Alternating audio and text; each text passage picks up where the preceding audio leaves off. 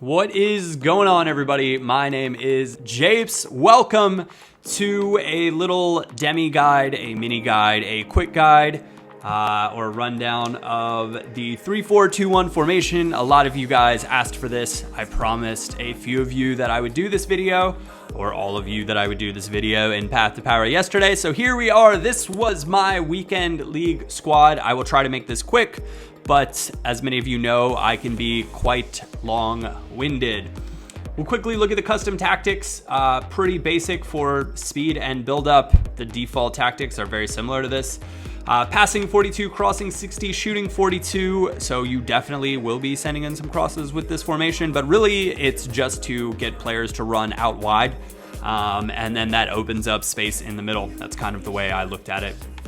Defensive pressure, 34, aggression, 44, team width, 34, and cover. Those are the Italian national team's default tactics. To see those, I talked about it in Path to Power, but you can also go to head-to-head right as you're about to start a game in the team management section. Go ahead and hit X, or I believe it's square on PlayStation over the tactics, and it'll show you the default tactics, and then you can go from there.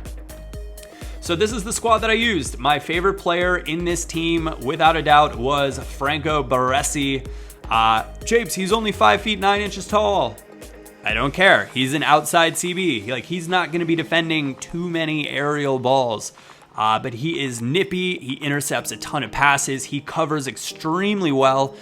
Getting for your OCBs, your outside center backs, picking players with over 75 pace, I think is nice. I think it's also important to have two center backs at least that can pass the ball well, because Baresi will get in. Baresi and Moore for here. I'm going to try Moore in the middle. I think I can maybe get away with him being a central center back. I've been tossing around Cannavaro, but realistically, I want Beckenbauer. I've been asked about work rates. I like the medium work rates on Baresi and Moore, but I prefer a medium-high work rate in the middle. I haven't played around with too many high-medium players in any of my CB roles, but I'd imagine it would be okay. Just not ideal. Medium, or medium-high, I think is better. Chances are they'll stay back anyway with the instructions, but I think it helps with covering if they're not trying to bomb forward, because then it doesn't drag the middle CB as far out of position. So there are a lot of cheaper options that you could get in here. I think, a player like David Luiz would be just fine, even though he's got high medium. He's got 73 pace, and there are just lots of different options that you can make this cheaper. Just look on Foothead and check out what pace players are and kind of go from there. I do like having a bigger player in the middle. I think Smalling's really pretty strong this year.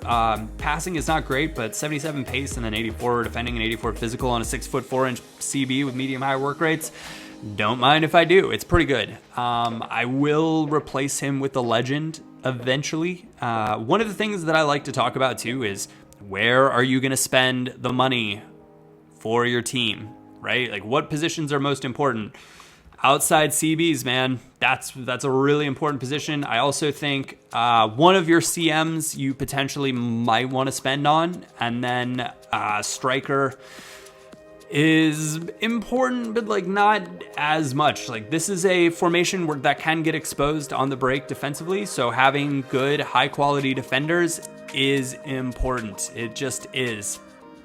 So do not be shy spending coins for some of the elite defenders. It will make your life a lot better. The outside mids, the instructions that I have on them are the same on both sides. Come back in defense and stay wide. Everything else is the same. So really, you want them bombing back and pinching in, and then staying out wide, though, to add space and width to your attack when you are going forward. Valencia is pretty much as ideal as it gets for this formation. 86 pace, 80 passing, 82 dribbling, 80 defending, 86 physical, 72 shooting. A cheaper option that I really like is Varinia, but Musa Sissoko would probably be a great option in here. Basically, you're sorting players by pace, physical, and defensive. It does help if they can cross a ball in.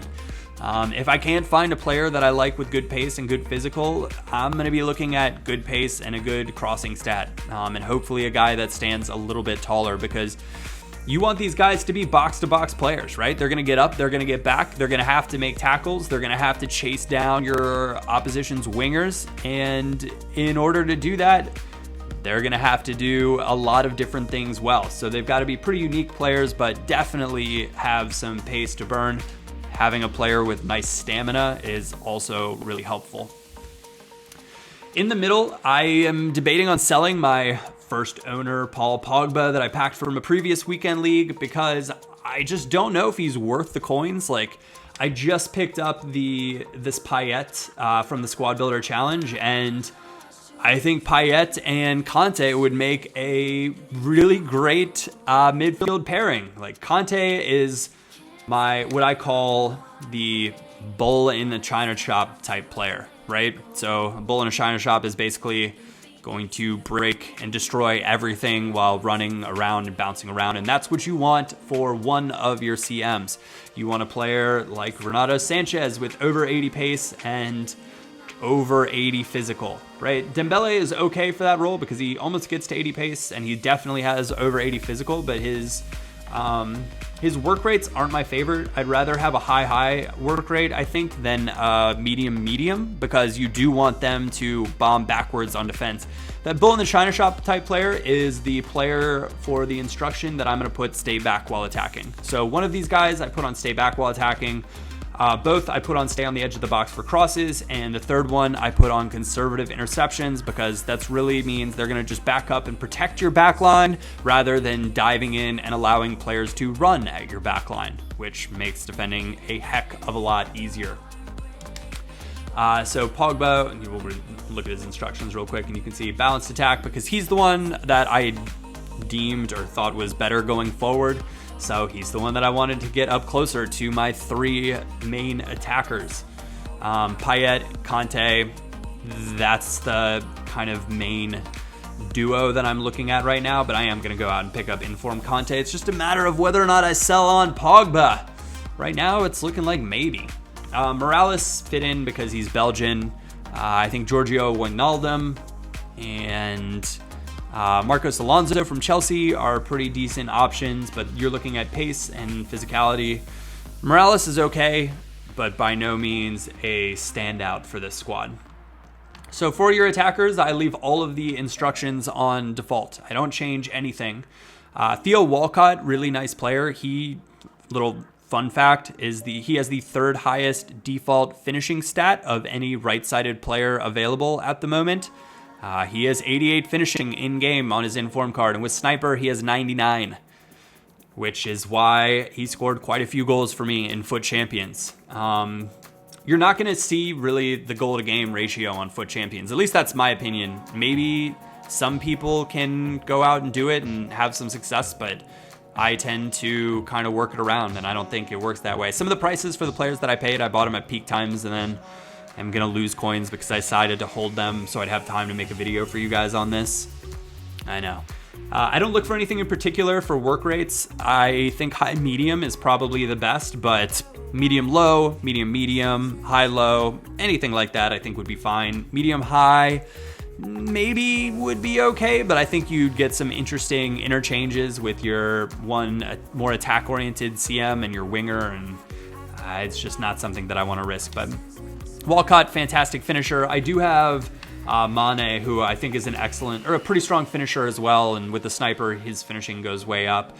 Martial is great, 13 goals, 12 assists, but for the striker position, this is kind of a important one where I'd be willing to spend, and really I want Ibra for the squad or a legend. I haven't decided which one that I want, but I think you want a player with over 70 passing, because well, when we look at Benteke's stats in a minute, this player will dish it out. He has to be good enough at the short passes to be able to supply your left forward and right forward when the time calls for it.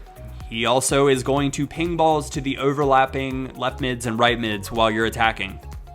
So having a decent enough passing or serviceable passing stat is important.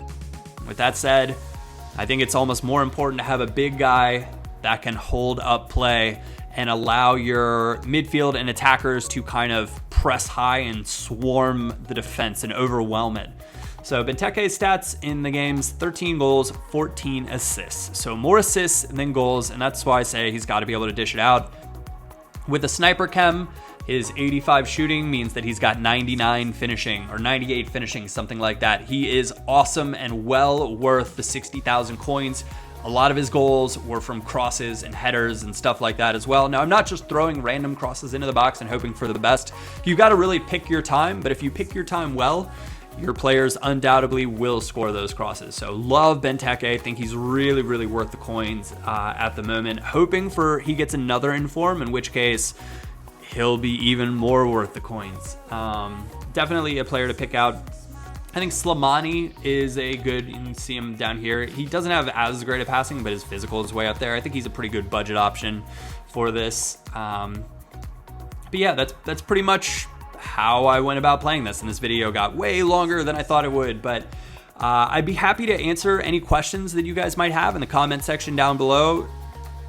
With that said though, too, I don't want to answer questions like, hey Japes, would you rather play Kostic or Schürrle as your left mid in a 3-4-2-1? Like, let's look at, for instance, we'll look at the stats right here. The very similar players. Kostic has better pace and better physicality. He's also got slightly better defending and better passing. He also has the highest crossing stat of any left-sided player in the Bundesliga, or base crossing stat. I'm going to pick Kostic every time. So you can do a lot of the research yourself on Foothead. But if you have theory-based questions like, hey Japes, have you tried this out? Or in general, would a player like this maybe, you know, would you, I don't know, just more theory-based questions. I don't want to answer, hey, what do you think about my team? Or what do you think about this player? Because it's more on me, because I feel like if I do that for one person, then I should be doing it for everyone. And if I did it for everyone, then I would have no time to do anything else. So I hope that makes sense, and I hope you guys don't get too upset with that. But feel free to tweet me any of your theory questions as well at AirJapes on Twitter. Other than that, will be, I think I'm going to try to get a path to power up later tonight, but if not, it'll be tomorrow. So thank you guys very much for tuning in. Other than that, my name is Japes, and I will catch you.